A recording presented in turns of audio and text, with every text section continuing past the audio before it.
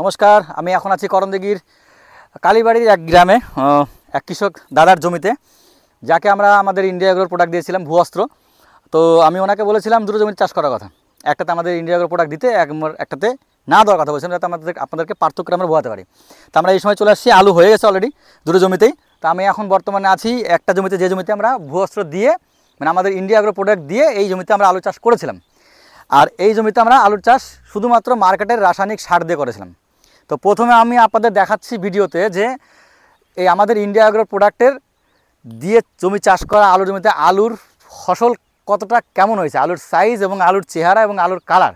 আমি একটা জমি থেকে দাদাকে বলবো একটু আলুগুলো তুলে দেখাতে, মানে একটু পাশ থেকে অনেক বড় বড় সাইজ দেখছেন আলুর চেহারা। একটা আছে কতগুলো আলু এবং আলুর চেহারা দেখুন, কোয়ালিটি দেখুন। এই হলো একটা গাছের আলু। এর সাথে আমি আবার আপনাকে দেখাচ্ছি একই দাদার জমি, যেখানে আমরা শুধু পার্থক্য বোঝানোর জন্য মার্কেটের রাসায়নিক সার দিয়ে চাষ করেছিলাম। তো এই জায়গাতেও আমি একটা গাছকে দাদাকে বলে একটু ঘুরে দেখাতে।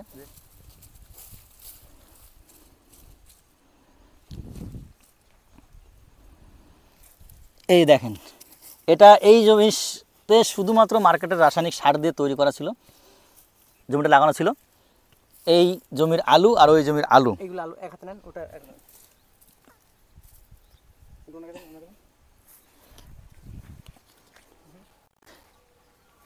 এদিকে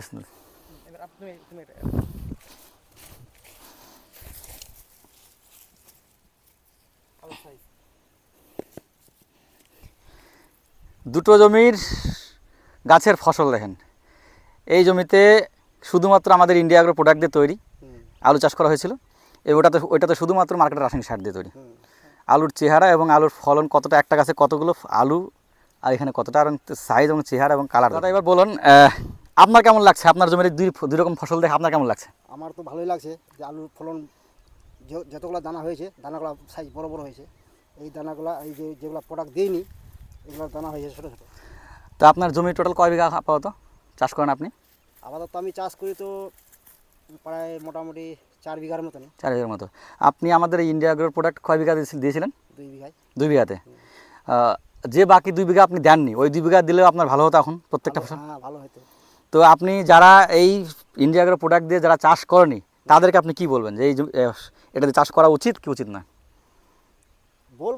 বলবো এখন আমি দেখাবো যে আমি যে ইন্ডিয়া গ্রুপ সার দিয়ে আমি মানে চাষ করেছি, ওর দানা দেখো কীরকম, আর যে দেয়নি ওর দানা দেখো কীরকম।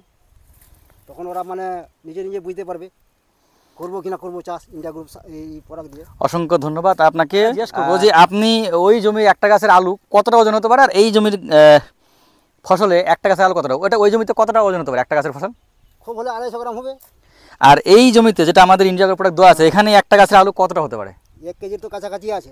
তো শুনতে পাবেন আপনারা যে একটা গাছে কতটা পার্থক্য। একটা গাছে একটা জমিতে শুধুমাত্র 250 গ্রাম আলু মানে ফলন উৎপাদন হয়েছে, আর একটা গাছে পুরো 1 কেজি, একটা গাছে 1 কেজি ফসল হয়েছে আমাদের ইন্ডিয়া এগ্রো প্রোডাক্ট দিয়ে। যে জমি আপনার তো টোটাল 4 বিঘা জমি, আপনি 2 বিঘা দিয়েছিলেন আর 2 বিঘা দেননি। এবার আপনি বলুন যে ওই 2 বিঘাতে দিলে আপনার কেমন হতো, কেমন লাগছে এটা আপনি বলেন শুধু। ওই 2 বিঘাতে দিলেও আমার ভালো লাগতো আর কি। এই 2 বিঘার যে আলুর 1 বিঘা আলু দিয়েছি, এই 1 বিঘার আলু ফলন দেখে, আর 1 বিঘা ভুট্টা দিয়েছি, ভুট্টার মানে এই চেহারা দেখে বলছি যে ওইটাও দিলে মানে এক সমানই চেহারা হতো। তখন তো আমি জানি না যে কী হবে না হবে। যাই হোক, এনার মনে ডাউট ছিল, সন্দেহ ছিল, যেহেতু ইন্ডিয়া এগ্রো প্রোডাক্ট প্রথম এখন বাজারে নতুন প্রথম, কিন্তু আমরা যেহেতু জানি এই প্রোডাক্ট সম্পর্কে, ওই জন্য আমরা প্রথমে আমাদের কিছু বিশ্বাস্ত লোককে শুধুমাত্র ডেমো করার জন্য একটা জমিতে দিয়েছি, একটা জমিতে দেয়নি। আজকে ইনি পার্থক্য বুঝতে পারছেন, ইনি এখনই আমাকে বলে দিচ্ছেন প্রত্যেকটা জমিতে ইন্ডিয়া এগ্রো ভূঅস্ত্রদের জমি চাষ করা উচিত।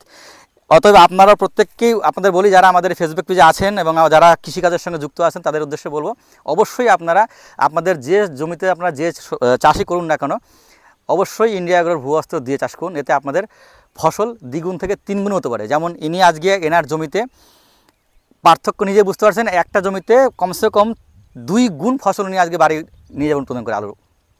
ধন্যবাদ।